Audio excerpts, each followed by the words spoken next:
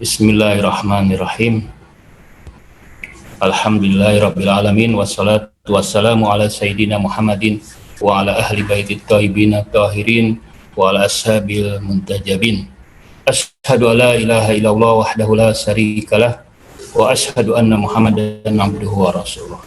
Sahabat-sahabat yang mulia, hari ini saya akan menyampaikan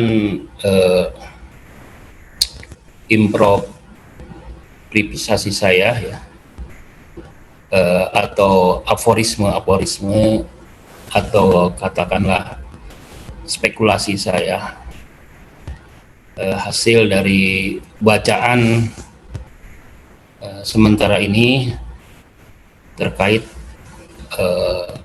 filsafat Islam. Tema yang saya angkat yaitu hermeneutika transendental. Istilah ini mungkin agak berbeda atau tidak begitu sama dengan hermeneutika modern ya. Karena hermeneutika transendental adalah irisan atau klaster irisan dari epistemologi, psikologi filsafat, semiotika, dan sastra. Saya menemukan ini awalnya saya ingin merekonstruksikan, menurunkan prinsip-prinsip hermeneutika yang sesuai dengan tradisi Islam, karena saya menemukan ketika para mahasiswa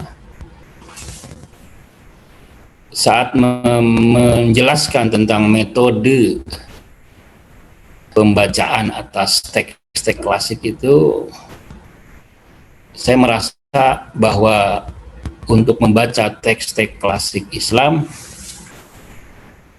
itu butuh metode yang khusus, yang selaras dengan dunia Islam, yang selaras dengan epistemologi, kultur, paradigma Islam. Karena itu perlu diangkatlah, direkonstruksikan, dirumuskan hermeneutika ala Islam. Ini latar belakang sejarahnya.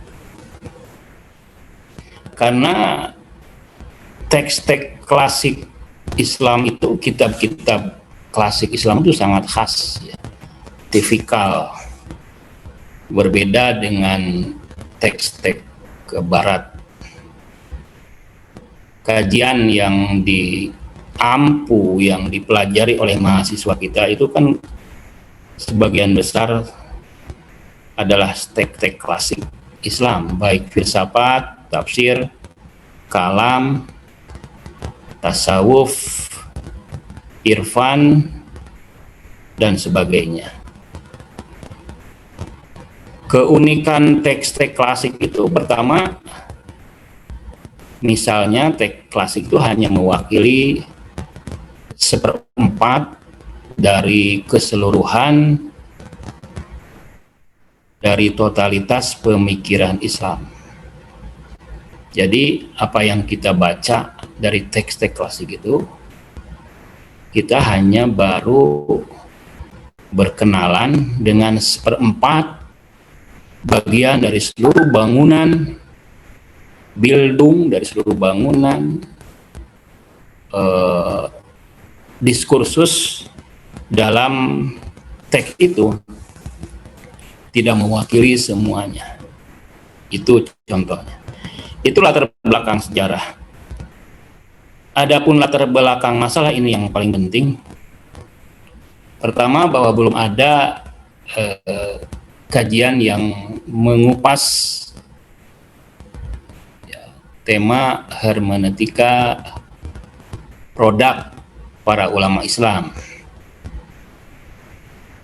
Yang kedua, kalaupun ada, jika kita dirunut paradigmanya, kita lacak epistemologinya, tidak jauh dari pemikiran Barat. Saya merasa bahwa khazanah Islam sangat kaya, memiliki kapital yang luar biasa, memberikan inspirasi yang luar biasa. Karena itu perlulah kita membaca kembali dengan cara yang baru, agar kita bisa menemukan disiplin-disiplin baru yang memang cocok untuk diskursus modern. Sehingga dengan warisan-warisan baru itu, kita bisa mengeksekusi, bisa berbicara, bisa berdiskusi tentang diskursus modern. Kita bisa gunakan warisan-warisan khazanah yang diturunkan dari prinsip-prinsip metafisika, epistemologi, dan sebagainya, menjadi ilmu baru, disiplin baru. Nah, setelah itu saya menengok pertama kali kepada Al-Hikmah Al-Muta'aliyah, filsafat transendental Mulasada. Saya membaca-baca. Pertama, saya menemukan bahwa Mulasadra membahas secara serius isu hermeneutika Al-Quran. Beliau menulis sebuah buku babon textbook yang khusus membahas hermeneutika Al-Quran, yang sampai saat ini sayang sekali kurang diapresiasi. Judul bukunya Mafatih Al-Ghaib. Kemudian setelah saya baca, saya diskusikan dengan kapasitas saya yang masih lemah, ya. Saya harus disclaimer di sini bahwa saya bukan benar-benar ahli filsafat, ya. Karena saya belajar filsafat hanya S2, S3 saja, ya. Dan juga saya merasa bahwa saya mahasiswa yang paling bodoh lah, ya. Tidak secerdas sahabat-sahabat saya seperti Dr. Benny atau Pak Cipta, Dr. Holly, dan kawan-kawan yang lain. Nah, awalnya itu, jadi Mulasadra secara serius membahas hermeneutika Al-Quran.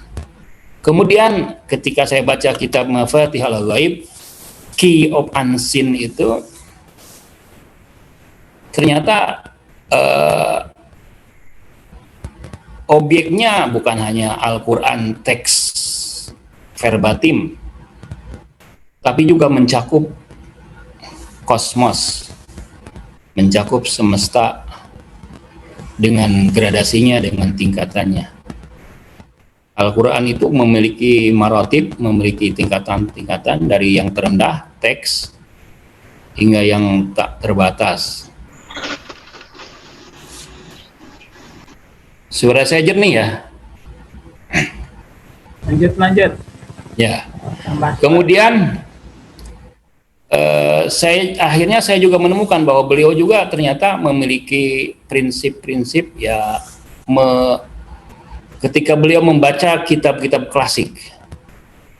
Jadi Mulasadra itu menganggap teks-teks klasik itu bukan dead books, ya, tapi living text, living book. Kitab-kitab klasik yang ditulis 1000 tahun yang lalu itu, seperti Asy-Syifa Ilahiyat atau kitab-kitab Suhrawardi, itu bagi Mulasadra adalah living books, kitab yang hidup, yang memiliki denyut kehidupan. Dan metode beliau membaca kitab-kitab teks klasik itu sangat istimewa, sangat berharga. Kita perlu belajar menyerap, karena via pembacaan teks-teks klasik itu beliau bisa merumuskan, bisa melahirkan filsafat baru yang menurut saya sampai sekarang belum ada tandingannya, yaitu Al-Hikmah Muta'aliyah yang sangat menginspirasi. Anda nanti akan lihat, misalnya kitab Iqtisoduna Muhammad Baqir Sodar, Falsafatuna Muhammad Baqir Sodar, Al-Halaqah Ula Wasani, yaitu kitab usul fikihnya juga Said Muhammad Baqir Sodar atau Said Kamal Haidari, atau diskursus tentang kemanusiaannya para ilmuwan kontemporer sekarang, dan sebagainya, tafsir dan sebagainya, teologi dan sebagainya, bahkan kajian-kajian agama, itu mengambil inspirasi yang luar biasa dari Al-Hikmah Muta'aliyah. Jadi sangat unik bahwa beliau punya metode pembacaan yang luar biasa terhadap kitab-kitab klasik itu, yaitu yang saya temukan ini. Maaf ya, nanti saya jelaskan. Yang saya temukan bahwa beliau selalu menyempurnakan teks-teks klasik itu. Jadi teks-teks yang rumit, karya Mulas, karya Ibnu Sina, Suhrawardi, dan sebagainya, itu disempurnakan, dibongkar asumsi-asumsinya, kemudian diperluas ya medan maknanya, digali lagi jaringan-jaringan semantiknya, jaringan epistemologinya, dan kemudian dibawa ke paradigmanya dia, ke paradigmanya as-salatul wujud dan sebagainya. Dari sana saya juga melihat bahwa hermeneutika beliau tidak hanya berhenti di kitab-kitab klasik, tapi juga bisa kita implementasikan untuk membaca hal-hal yang sebetulnya di luar objek kajian filsafat. Objek kajian filsafat, kalau Anda ikuti kajian Dr. Benny, adalah objek-objek yang entitas-entitas yang abadi, yang permanen, yang tidak berubah. Sementara fenomena sosial, ya, seperti ekonomi, politik, gerakan sosial, gerakan politik, tindakan-tindakan ekonomi sosial, dan sebagainya, itu adalah fenomena yang selalu berubah-ubah, yang tidak tetap. Nah, menarik sekali bahwa hermeneutika mula sadar juga bisa dibaca sepanjang yang saya pahami untuk membaca fenomena individu dan komunal atau majemuk. Ini menarik ya. Jadi kita bisa memahami, bisa membaca individu juga masyarakat. Kita bisa melakukan interpretasi ya, melakukan persepsi atas individu dan juga masyarakat. Nah, ini adalah keempat ini terus terang tugas yang sangat berat, yang luar biasa ya. Di kampus ini tentu saja diajarkan ini prinsip-prinsipnya. Lebih detail lagi ini butuh sebuah kuliah ya, berapa SKS mungkin.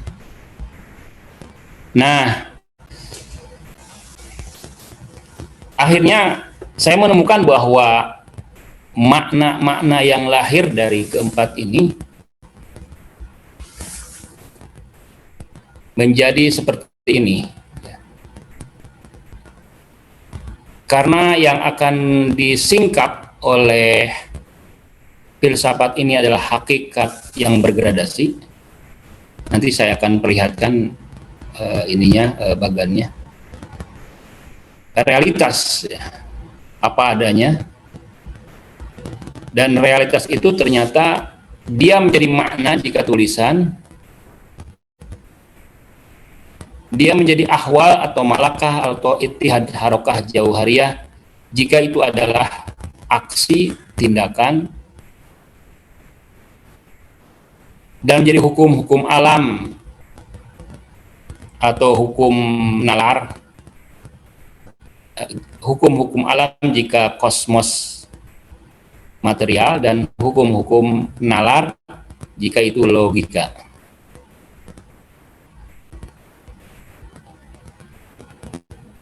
Kita nanti akan menemukan bahwa selain ini, hakikat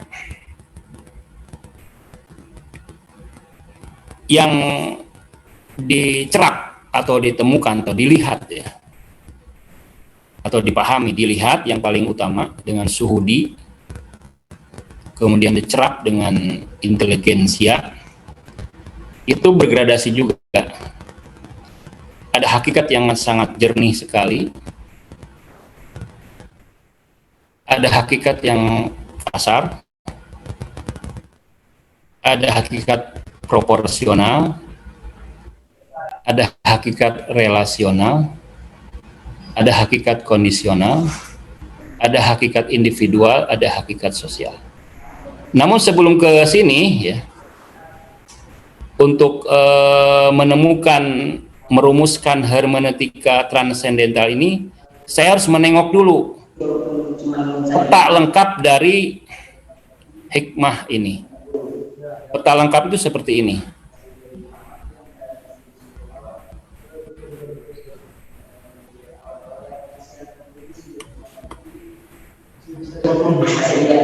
Ini peta lengkap yang luar biasa ya.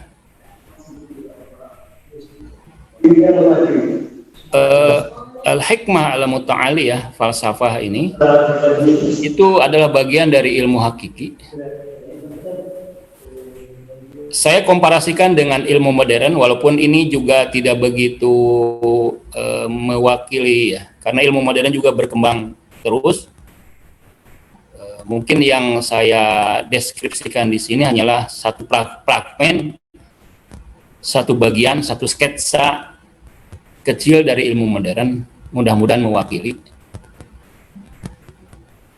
Jadi ilmu hakiki ini termasuk filsafat hikmah muta'aliyah, termasuk ilmu-ilmu tradisional yang dipelajari di dunia Islam,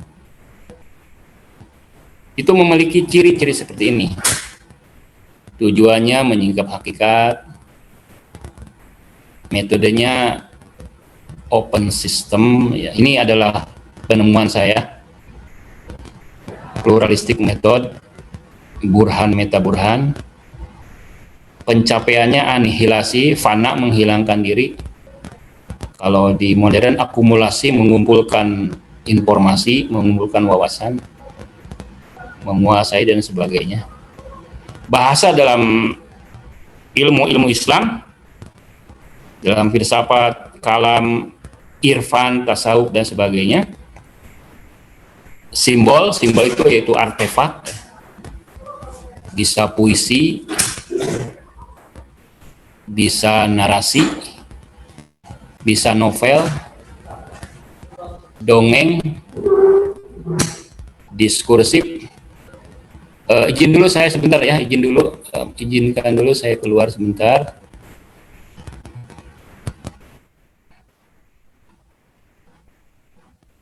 Sebentar.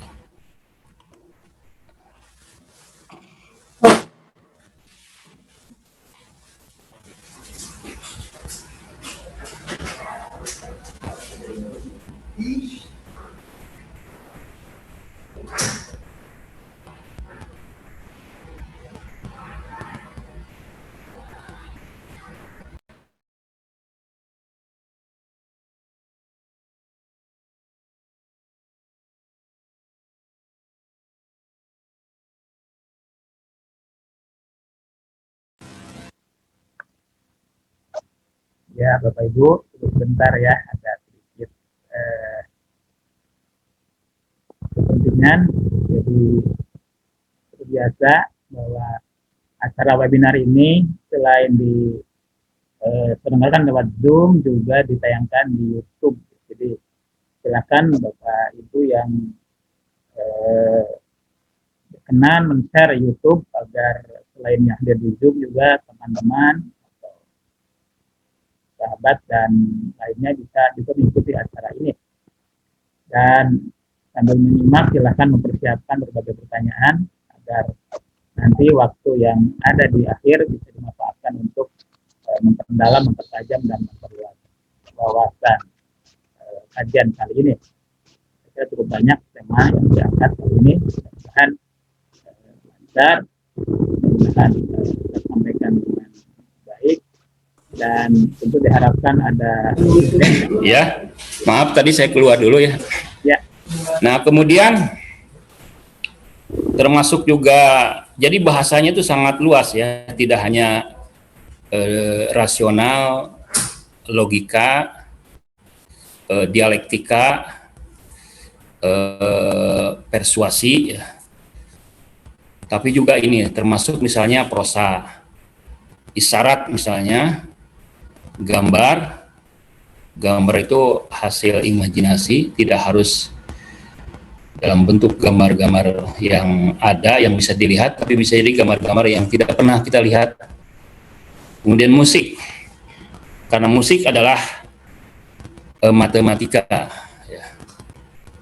Nah, jadi dengan memperhatikan peta atau atlas ini, mudah-mudahan kita bisa menemukan inspirasi-inspirasi ya untuk merumuskan wacana baru, diskursus baru, atau narasi-narasi baru yang bisa menjawab, bisa menjadi solusi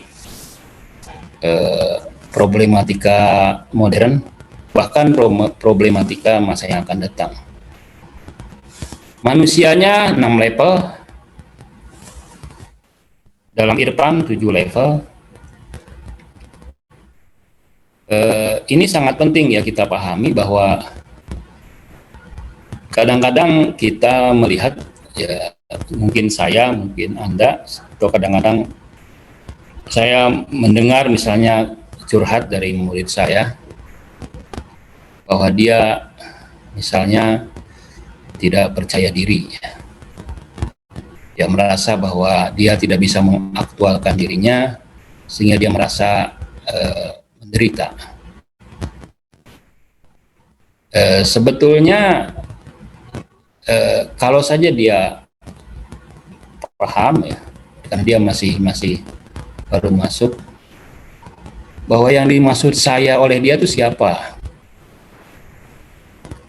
yang dimaksud dengan aku atau ego itu siapa. Bisa jadi ego yang dia maksud adalah ego di level yang paling awal, karena kita punya 6 level ego yang saling bersaing, dan kita harus melejitkan, ya, mengangkat diri kita dari level-level cangkang, katakanlah, dari level-level yang mengikat kita, membatasi kita. Level-level ego itu kadang-kadang bisa jadi berhala bagi kita, yang kita selalu puja-puja ya, kita selalu narsis ya dengan ego, padahal itu bagian yang paling rendah dari kita. Kemudian etika, karakternya virtue atau malakah, yang paling tinggi itu integral, ittihad ya. Jadi dalam ilmu hakiki, dalam filsafat, dalam ilmu-ilmu tradisional Islam, ilmu itu makrunun bil amal ya. Ilmu itu menyatu dengan amal. Memang al-ilmu imamul amal, memang ilmu imam bagi amal, tapi kemudian ilmu juga harus dijaga dengan amal. Jadi ilmu kalau tidak dijaga dengan amal, maka ilmu itu bisa jadi hanya menjadi konsep saja, menjadi hijab. Kemudian semiotikanya ada metafora, hakikat, lahir batin. Sementara dalam semiotika modern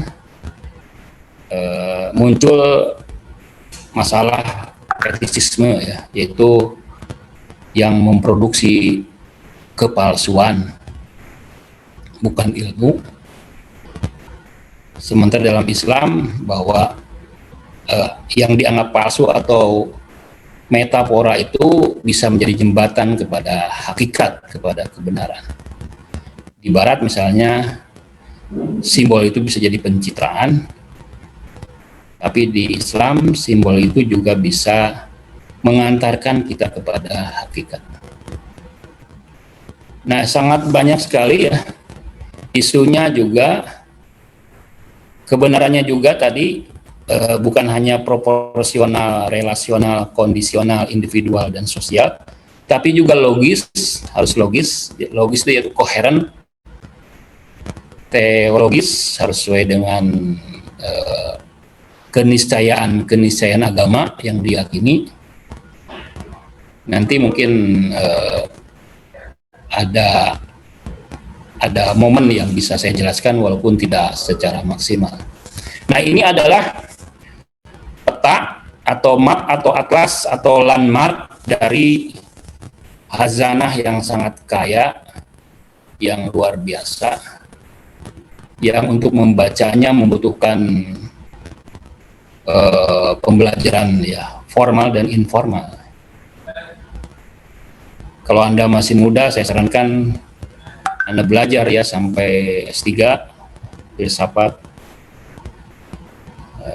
Itu formalnya, informalnya Anda harus punya guru yang membimbing. Ini yang pertama yang saya lihat dengan kapasitas saya yang sangat sederhana, yang lemah. Yang kedua yang saya rujuk atau jadikan referensi adalah yang saya rujuk karena saya ingin merumuskan hermeneutika, pandangan Dr. Ja'far Subhani. Saya ingin menyerap, ingin membaca, ingin menemukan prinsip-prinsip yang muncul, yang lahir dari hermeneutik Muslim. Ja'far Subhani membagi hermeneutik ilmuwan Muslim itu menjadi moderat, fundamentalis, dan ekstrim. Anda lihat misalnya moderat Iqbal, ya, Muhammad Abduh, fundamentalis Said Qutb, Rasid Ridho, yang ekstrim Dr. Surus, Sabestari, Nasir Hamid Abu Zaid. Namun dalam pembacaan saya yang juga ya sangat sederhana lah, saya menemukan bahwa kaum muslimin yang ditulis di sini juga sebetulnya tidak lepas dari bacaan mereka atas buku-buku barat. Saya tidak melihat mereka merujuk atau menjadikan filsafat Islam sebagai referensinya mereka. Kemudian saya merujuk lagi ke kalau ini sudah mungkin tadi bagian dari tadi ya. Saya merujuk lagi ke psikologi filsafat. Karena ini terkait dengan persepsi, epistemologi, sub-epistemologi, hermeneutika ini. Saya mau tidak mau harus melihat kekayaan psikologi filsafat. Nah, di sini Anda perlu belajar lagi kepada Dr. Cipta ya, yang luar biasa. Beliau memiliki beliau seorang jenius menurut saya. Anda harus dekat dengan Dr. Cipta. Beliau telah membangun pondasi-pondasi psikologi filsafat dengan psikologi Al-Quran dan juga psikologi modern. Saya bukan pakarnya di sini, saya hanya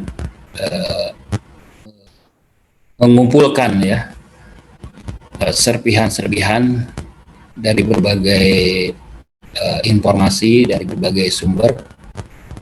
Kemudian saya rumuskan, saya ramu menjadi bangunan hermeneutika transendental. Di sini kekayaan batin kita sebetulnya, karena wacana apapun ya, diskursus apapun itu pasti melibatkan fakultas lahir dan batin diri kita, emosi, hasrat, kecerdasan, inteligensia, ide, gagasan, kemauan, cita-cita, cinta, dan sebagainya. Nah, di sini sudah sebetulnya para ilmuwan Muslim ini adalah bagan dari Ibnu Sina yang juga digunakan oleh Mullah Sadra, menggambarkan dengan kaya ya, agar kita bisa mengaktualkan bahwa kita punya daya-daya ya, punya fakultas. Kalau kita tidak mengaktualkan, maka tidak akan muncul konsep-konsep itu, tidak akan muncul abstraksi itu. Kita punya daya yang tersimpan dalam diri dan berhasil dibuktikan oleh Ibnu Sina dan para filsuf lain. Kita punya daya imajinasi, daya khayal yang sayang kurang kita aktualkan.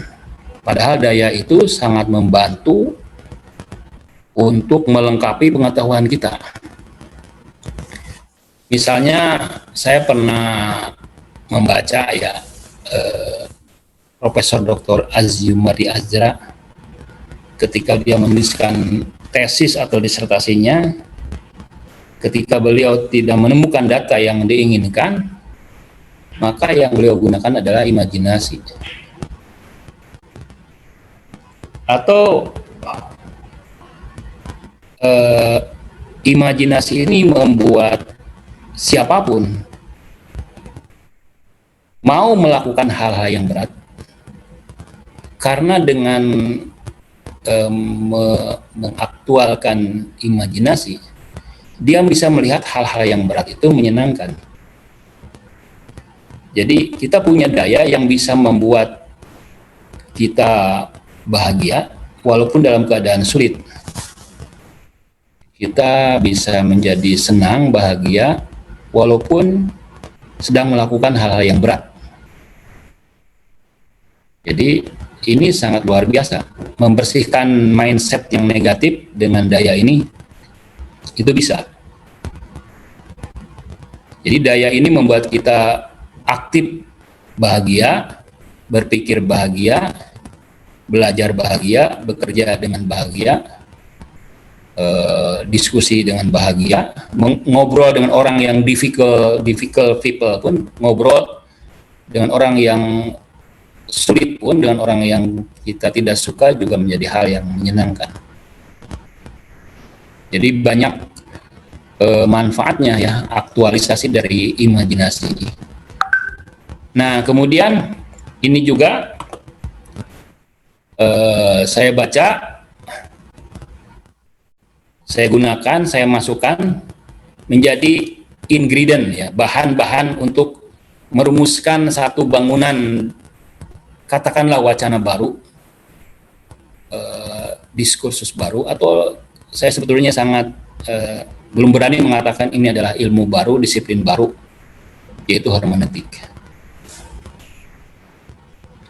Ini adalah ingredientnya. Dari pertama tadi atlas dari Hikmah Mutaliyah, kemudian psikologi filsafat, dan yang ketiga adalah gaya hidup Mullah Sadra. Jadi filsafat dalam kehidupan beliau ini menurut saya lebih menarik.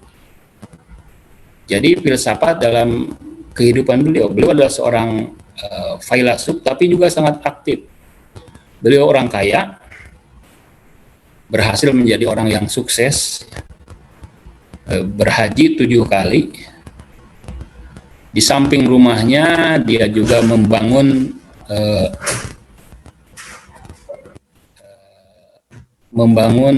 pusat rehabilitasi psikologi lah, katakan kalau sekarang, terapi psikologi ya, yang juga bukan hanya psikologi tapi juga fisiologi. Ya. Kalau zaman sekarang mungkin dokter dan juga psikologi dia gabungkan, itu sebagai bagian dari usahanya beliau untuk menjadi orang yang mandiri dan sukses. Di samping juga beliau aktivis politik. Ya. Beliau aktif di dunia politik. Beliau aktif sebagai ilmuwan, melakukan diskusi, kemudian berdebat. Ya. Kehidupan filsufnya sangat menarik. Ketika beliau misalnya menemukan kesulitan dalam memahami buku-buku filsafat, beliau akan pergi berziarah, bertawasul. Jadi ini adalah the way of life-nya, ya. Filsafat dalam kehidupan, filsafat sebagai gaya hidup, bukan filsafat sebagai studi akademi. Ini sih lebih menarik lagi. Dari sana, setelah itu saya menemukan ternyata hermeneutika yang saya bangun itu adalah hermeneutika yang seperti ini. Ya. Ia adalah irisan epistemologi, psikologi filsafat, semiotika, dan sastra. Jadi dalam hermeneutika transendental yang saya nama itu ada unsur-unsur lain, ada sastranya,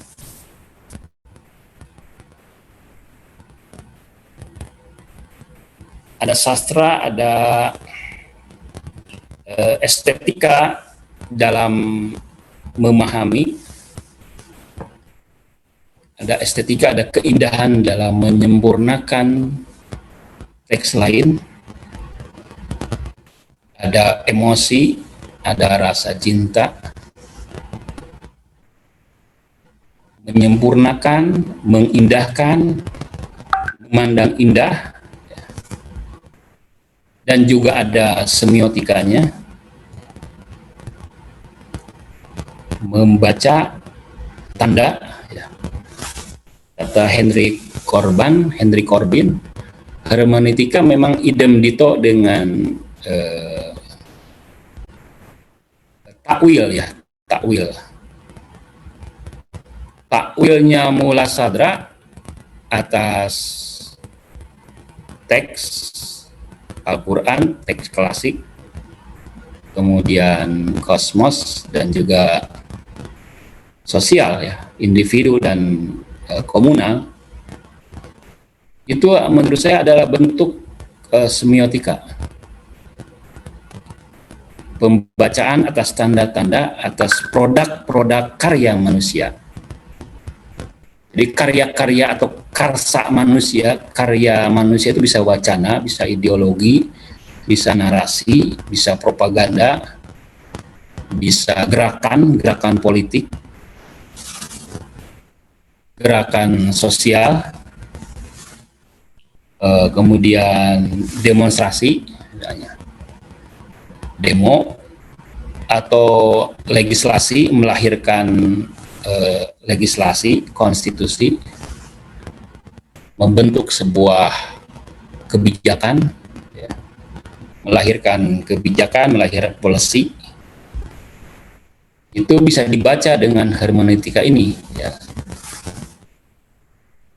Jadi hermeneutika ini mengandung tiga hal tadi. Epistemologi jelas karena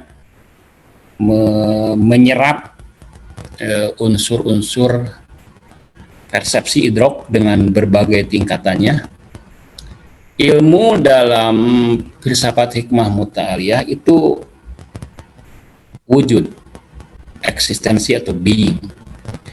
Apapun memiliki nilai ilmu. Seperti wujud, apapun adalah wujud. Bahkan pada level entitas yang paling lemah sekalipun itu adalah wujud. Dia memiliki nilai, memiliki status ontologi. Dia memiliki nilai keberadaan. Ilmu juga demikian. ilmu dari tingkatan level yang paling sempurna hingga level yang terendah, hingga yang belum aktual sekalipun, belum aktual hanya potensi yang disebut dengan hayulani, akal hayulani, itu juga memiliki nilai ilmu, nilai pengetahuan, memiliki nilai ilmu, status epistemologi. Bahkan bukan hanya itu, ketiadaan misalnya, sunyata, ketiadaan itu juga memiliki status ontologis. Sunyata sebagai prinsip dalam agama Buddha atau Zen misalnya, bicara tentang ketiadaan. Kalau dibaca dengan hikmah mutaliyah, ketiadaan itu punya status ontologi. Ketiadaan itu minimal, memang di luar tidak ada, tapi dia ada di mental. Karena itu kita bisa bicara tentang ketiadaan. Nir wujud, kita bisa berdiskusi tentang ketiadaan. Kita bisa mempresentasikan ketiadaan. Kita bisa berdebat tentang ketiadaan.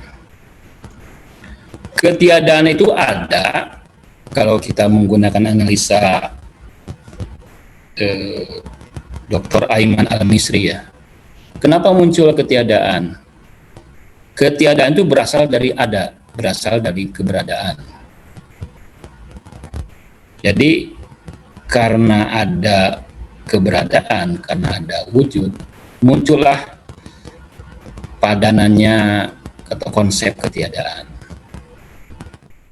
Kalau tidak ada wujud, tidak mungkin ada konsep ketiadaan. Nah, ketiadaan ini punya status ontologi minimal di mental. Itulah, jadi saya menemukan 3 hal ini, ya, epistemologinya, kemudian psikologinya, semiotika dan sastranya.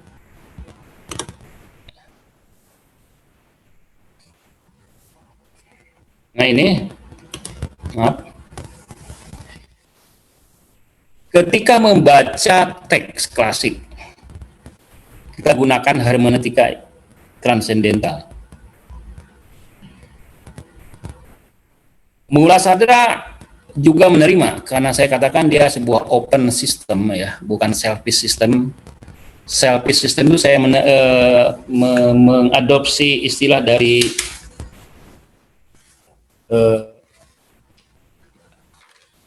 Laszlo Ropoli ya, dalam tulisannya Hermeneutika of Open System. Laszlo Ropoli dia bicara bahwa sekarang ini setiap pengetahuan modern masing-masing ingin mengklaim kevalidannya ya, ingin mengklaim keabsolutannya ya. Masing-masing setiap ilmu ingin mengklaim bahwa dia ilmu yang paling sempurna, yang paling baik, yang paling akurat, yang paling tepat, yang paling komprehensif, yang paling mendetail dan sebagainya. Masing-masing dia sebut dengan istilah selfish method. Namun dalam hikmah mutaliyah itu saya melihat bukan selfish method tapi open system. Jadi dia membuka diri dengan pandangan orang lain. Jika pandangan orang lain memang valid ya, sesuai dengan parameter-parameter logika, parameter filsafat dan sebagainya, dia berhak juga memasukkan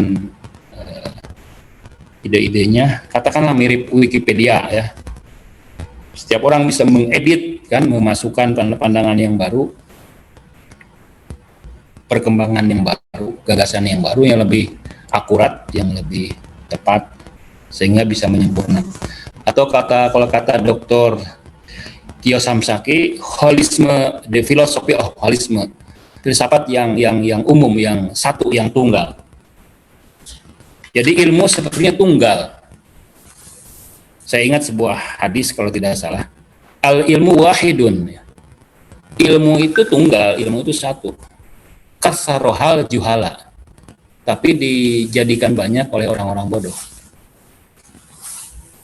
Jadi ilmu itu satu, tunggal, kemudian menjadi banyak, sehingga kadang-kadang kita menjadi bingung ya.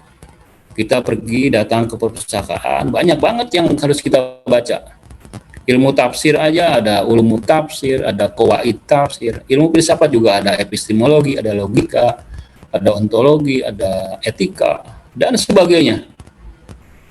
Terbayanglah bagi saya di awal-awal belajar itu, apakah saya mampu membaca buku yang banyak ini? Apakah dalam istilah orang Jawa Barat, apakah kataikan? Saya khawatir tidak kataikan ya. Saya tidak mampu. Pertama, saya bukan orang cerdas, juga saya orang yang sangat kotor ya, banyak dosa. Sebab syarat untuk memasuki gerbang hikmah muta'ala ini adalah kebersihan hati, ya, kesucian hati, keikhlasan yang harus dijaga terus. Jadi filsafat sebetulnya adalah the way of life, ya, gaya hidup kita. Dimulai dengan niat yang tulus, kesucian hati, kebersihan hati, kan untuk mencari dunia. Ya. Tapi kalau saya seperti saya ini, kadang-kadang saya dulu di awal-awal seperti itu, karena memang ilmu itu tunggal sebetulnya, ilmu itu satu. Menjadi beda karena mungkin metodenya yang beda, objeknya yang beda, kemudian penulisnya, penciptanya yang berbeda, perspektifnya yang berbeda, pandangannya terhadap dunia berbeda, sehingga lahirlah banyak ilmu. Kita sebetulnya bisa melihat kesatuan ilmu itu ya, minimal dengan adanya ide integrasi ilmu, harmonisasi ilmu. Nah, yang mulai menyatukan ilmu itu yaitu Mula Sadra dengan istilah harmonisasi ilmu. Jadi semua ilmu itu sebetulnya memiliki satu kesatuan, satu wahdah, satu kaitan dengan yang lain, satu koneksi, relevansi, relasi. Ini berkat daya imajinasinya yang luar biasa. Jadi betul kata Dr. Benny bahwa ilmu itu adalah blueprint ya, atau arsitektonik. Filsafat itu adalah blueprint arsitektonik. Jadi dengan filsafat itulah kita memiliki pandangan yang menyeluruh, yang komprehensif dan holistik. Ilmu menjadi sebuah satu kesatuan yang menarik. Tinggal kita juga harus mengembangkan keahlian-keahlian dalam ilmu-ilmu partikular. Jadi tidak cukup kita menguasai ilmu-ilmu general aja, ilmu universal, tapi juga kita harus menajamkan pandangan kita dengan bantuan ilmu-ilmu modern seperti misalnya fisika, kimia, biologi, matematika. Nah ini jadi kita tidak hanya menaik ke atas, melejit ke atas, tapi juga kita harus turun ke bawah, meneliti ya hal-hal yang partikular, meneliti mineral misalnya, itu butuh ilmu kimia, biologi, meneliti pepohonan, ya, meneliti iklim, meneliti pergerakan ekonomi, itu butuh ilmu-ilmu khusus, ilmu partikular.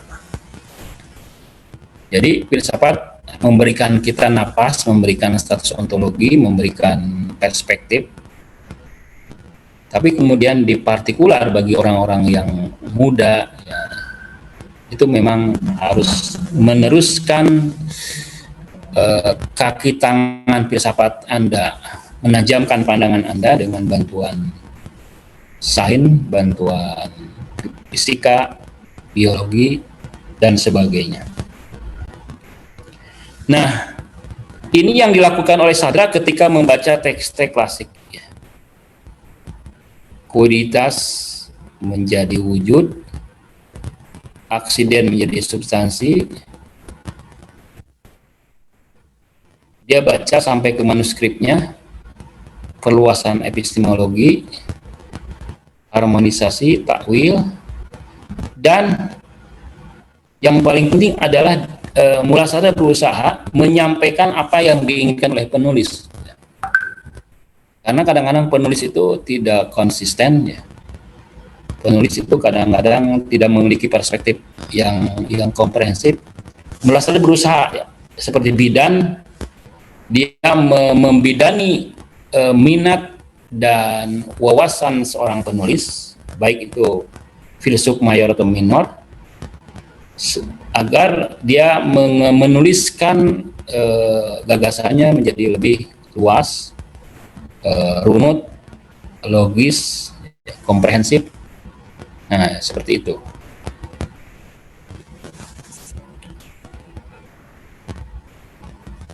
Saya menemukan misalnya dalam pembacaan, ini adalah disertasi oleh Roxane de Marcotte, ya.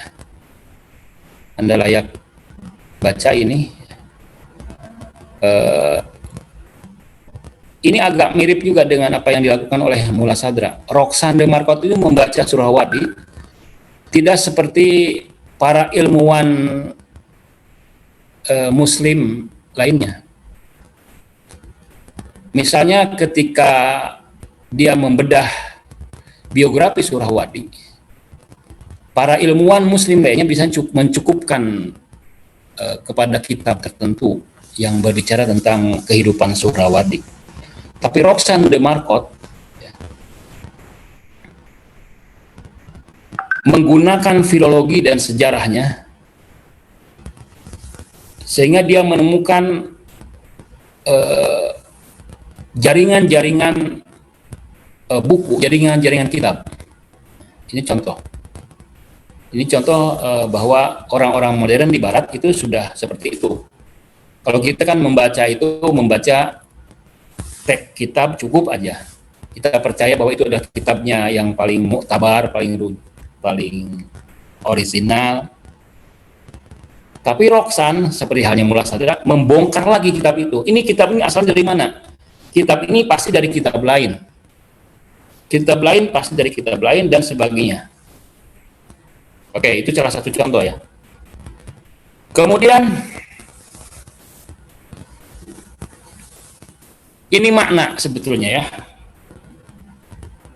Makna muncul ini dalam dunia Islam. Mungkin apakah gambarnya bisa jelas gak? Mudah-mudahan bisa jelas ya.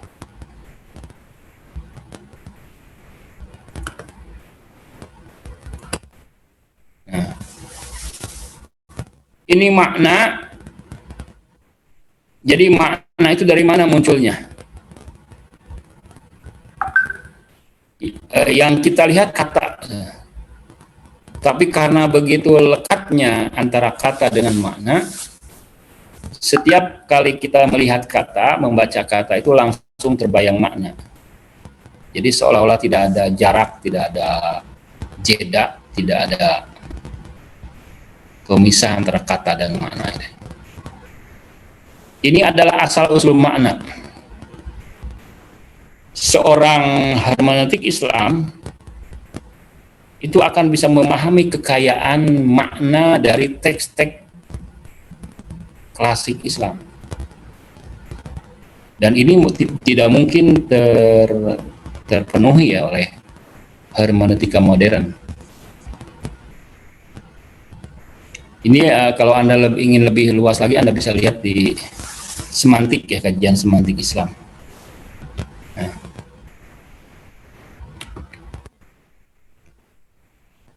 Itu adalah contoh bagaimana Mullah Sadra, hermeneutika Mullah Sadra digunakan untuk membaca teks-teks klasik dengan pertama mempreteli makna, menyempurnakan makna, membongkar makna, mengkoneksikan makna, dan sebagainya. Kemudian makna itu dibawa ke paradigmanya. Sementara sastranya di mana? Saya katakan tadi kan, ini asumsi saya. Bisa jadi itu adalah sebuah mitos dari saya atau aforisme dari saya atau spekulasi dari saya bahwa dalam hermeneutika transendental itu juga mengandung sastra. Hubungan filsafat dengan sastra memang dari dulu sudah intim. Para filsuf menggunakan medium sastra untuk mengeksplorasi gagasannya agar lebih dipahami oleh mayoritas. Kalau Anda baca buku-buku filsafat, ya, itu tidak selalu kering ya. tidak selalu kering dengan diskursus rasional, ya, proposisi atau deduksi, silogisme, kemudian distingsi proposisi dengan oposisinya, membelah konsep, kemudian jika maka dan sebagainya. Tapi juga ada semacam aforisme-aforisme, ungkapan-ungkapan puitis, ya, simbol-simbol. Memang gayanya Ibnu Sina dengan gaya Mullah Sadra beda. Mullah Sadra lebih dekat dengan Plato, kalau Ibnu Sina lebih dekat dengan Aristoteles. Mullah Sadra lebih suka menggunakan bahasa-bahasa simbol untuk orang-orang awam. Ya. Al-Quran sendiri mengatakan, ya, ta'alau ila kalimatin sawa. Ta'alau itu artinya lejitkan kalian, tingkatkan kalian. Al-Quran menginginkan agar kita bisa memahami Al-Quran, kita sendiri harus melejitkan diri. Kita sendiri harus menyempurnakan diri, memaksimalkan diri. Nah, banyak fantasi, ya, banyak imajinasi. Karena imajinasi itu sangat penting dalam hermeneutika transendental itu. Kaya, memperkaya makna, kemampuan Mullah Sadra mengharmonisasikan antara filsafat, teologi, keniscayaan agama, kalam, hadis, ya, Al-Quran, dan secara verbatim, teks-teks, itu juga berkat imajinasinya yang luar biasa.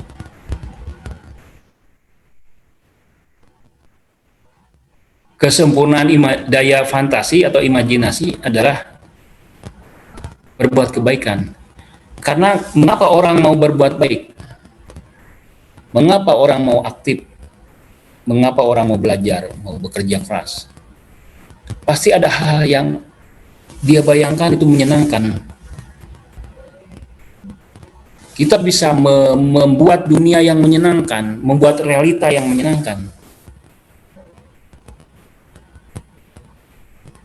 Membersihkan pikiran-pikiran negatif yang membatasi potensi kita, ya.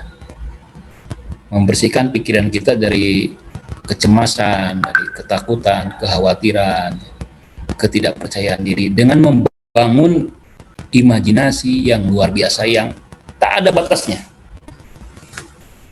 Kata para filsuf bahwa imajinasi, daya imajinasi kita itu tak ada batasnya.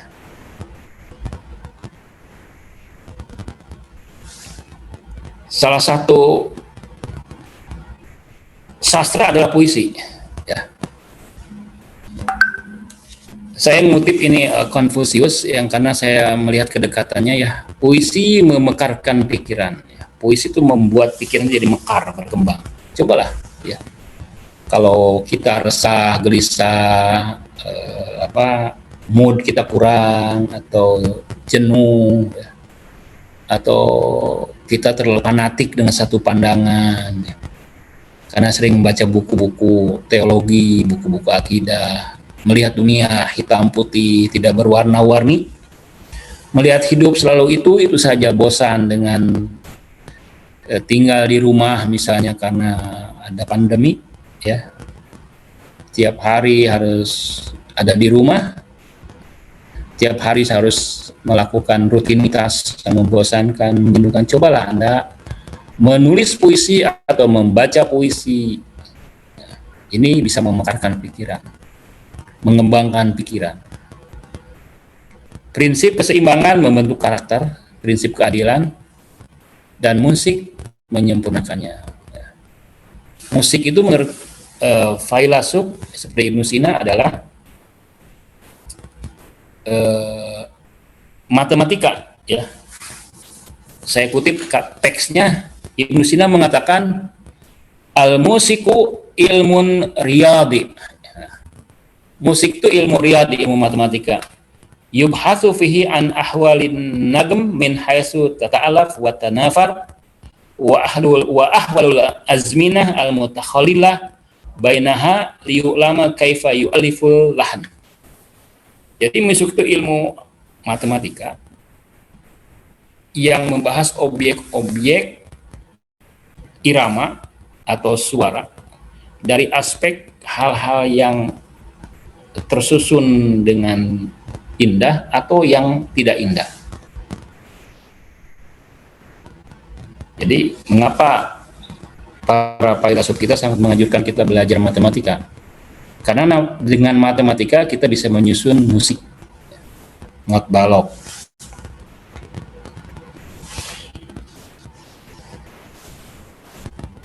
Kemudian prinsip sastra ya, imajinasi, kreativitas, keindahan, estetik dalam pikiran, dalam tulisan, dalam karsa, karya, dalam memahami orang lain, dalam memberikan simpati dan empati terhadap orang lain. Itu kan butuh keindahan-keindahan dari diri kita. Ya. Hal-hal yang buruk menjadi indah, hal-hal yang sulit menjadi sesuatu yang menantang. Imajinasi itu membantu kita memahami. Karena kadang-kadang, misalnya menarik di dalam Al-Quran, bagaimana Tuhan juga menggunakan imajinasi, daya khayal manusia agar dia paham. A'udzubillahi minasyaitonirrajim. Yusuf ayyuhas siddiq aftina fi sab'in baqaratin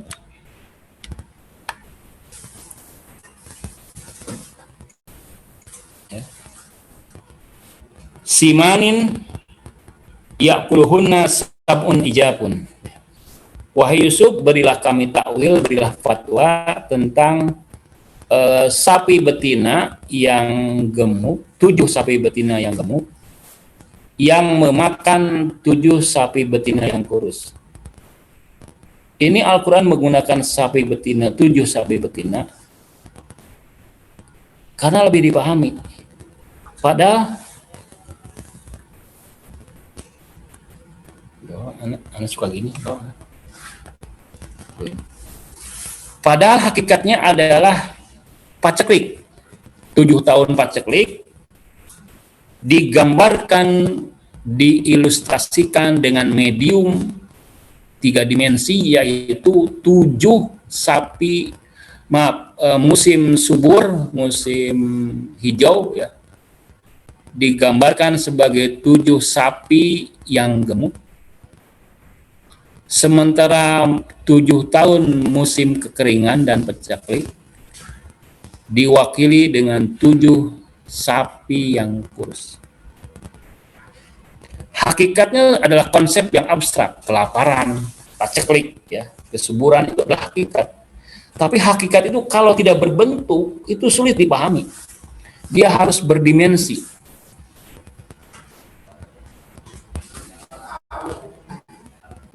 Agar bisa dipahami oleh masyarakat umum. Sehingga keparahan situasi juga bisa lebih dipahami, lebih bisa dimengerti, sehingga setiap orang bisa merasakan. Jadi daya imajinasi ini kita bisa gunakan juga untuk menyodorkan gambar-gambar yang menakutkan, ya, liar.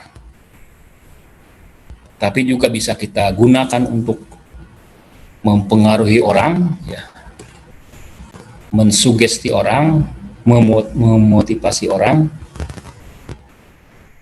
untuk melakukan hal, untuk menjadi bahagia, menjadi senang, menjadi bersemangat. Nah, itu ada sastranya dalam hermeneutika transendental itu. Mula sadra, seorang pembaca yang penuh simpati, penuh cinta, penuh empati, memperindah teks, memperindah manusia juga. Ketika dia membaca fenomena sisi sosial individu, dia melihat manusia dari sisi yang indah, yaitu manusia ideal. Dia membagi manusia ideal dan manusia sehari-hari. Kalau dalam bahasa Heidegger, manusia otentik dan manusia everydayness, ya.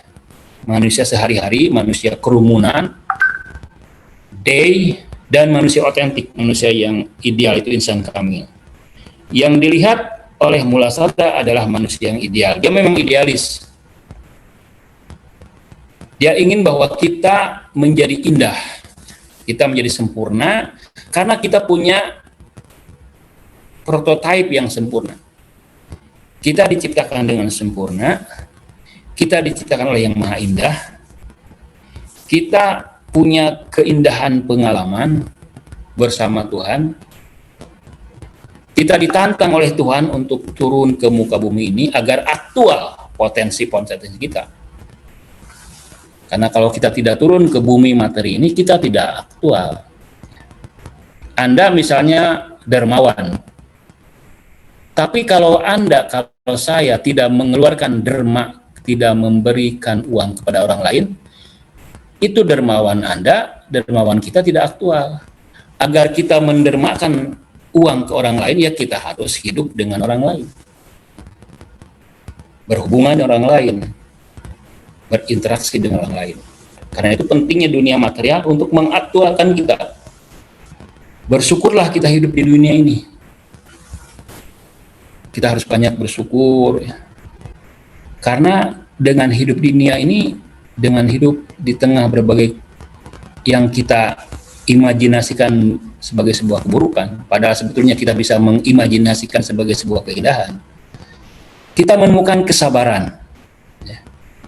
Kita menemukan ketawakalan, kita menemukan keikhlasan, kita menemukan kepasrahan, kita menemukan diri-diri kita lain yang ternyata kita ini baik.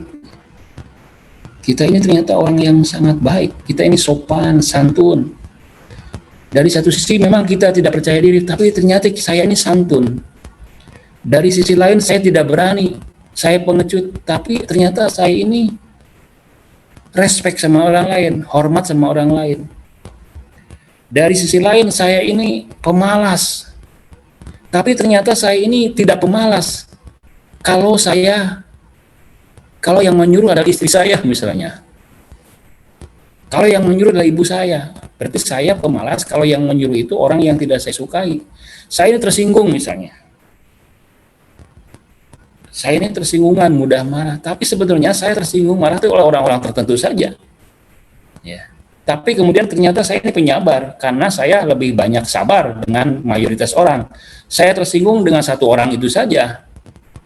Nah, aktualis muncullah ya banyak hal yang indah-indah dari kita. Nah, itu yang dilihat oleh Mulasada, indahnya kita ini. Kalau kita selalu merasa indah, merasa nyaman, merasa damai dengan diri kita, kita akan menjadi orang yang super kreatif, bahagia dengan yang kita lakukan, sehingga kita ini bukan bekerja tapi sedang bersenang-senang. Saya ini sedang tidak belajar tapi sedang bermain-main. Saya ini bukan sedang menulis disertasi yang memusingkan kepala, tapi saya sedang bermain-main. Saya ini tidak sedang melakukan hal-hal yang berat, tapi saya sedang melakukan eksplorasi diri yang luar biasa. Permainan adalah awal peradaban, ya. Peradaban itu dimulai dari permainan. Menurut para ahli, munculnya peradaban itu karena bermain-main. Awalnya bermain-main. Awalnya kan bermain itu artinya melakukan hal-hal yang kita sukai. Permainan anak-anak berbeda dengan permainan orang dewasa. Ya. Sekarang coba apa yang Anda sukai? Anak-anak kecil mungkin mainannya main boneka-bonekaan, main tembak-tembakan. Kita juga patutlah bermain-main, misalnya bermain menjadi orang yang pemurah, ya. Bermain walaupun kita awalnya bukan pemurah, bermain menjadi orang yang pemaaf. Bermain sandiwara menjadi orang yang baik, menjadi aktor yang baik, menjadi aktor yang menjadi pengusaha walaupun kita belum menjadi pengusaha, menjadi ilmuwan, walaupun kita misalnya otak kita banyak hangnya, tapi itu permainan yang menyenangkan. Bermain menjadi aktor, menjadi pemimpin politik, pendiri partai, menjadi presiden. Dari bermain-main itu lama-kelamaan kita membentuk karakter, membentuk peradaban. Closing statementnya bahwa yang paling satu titik saja ya, bahwa kita punya potensi, punya berbagai fakultas dalam diri ini yang layak kita aktualkan ya. Salah satunya yaitu daya imajinasi. Imajinasi ini luar biasa. Dia ini bisa menciptakan apa saja, menciptakan realita, menciptakan kehidupan yang baru ya, menciptakan dunia baru, bukan hanya di akhirat tapi juga di dunia. Marilah kita ciptakan diri kita yang baru ya, kehidupan yang baru, gaya hidup yang baru, ya, tulisan yang baru, semangat yang baru. Karena itu sebetulnya bisa kita lakukan. Kita punya kekayaan khazanah ilmu ya, kapital yang luar biasa yang telah dipersembahkan oleh para ulama kita, dan kita juga punya potensi untuk mengikuti gaya kehidupan mereka, untuk menyumbangkan kekayaan ilmu, kekayaan dari wawasan Islam, wawasan dunia Islam yang luar biasa kaya, komprehensif, untuk menjawab berbagai kegelisahan masyarakat, kegelisahan dunia, kegelisahan bangsa kita. Wassalamualaikum warahmatullahi wabarakatuh.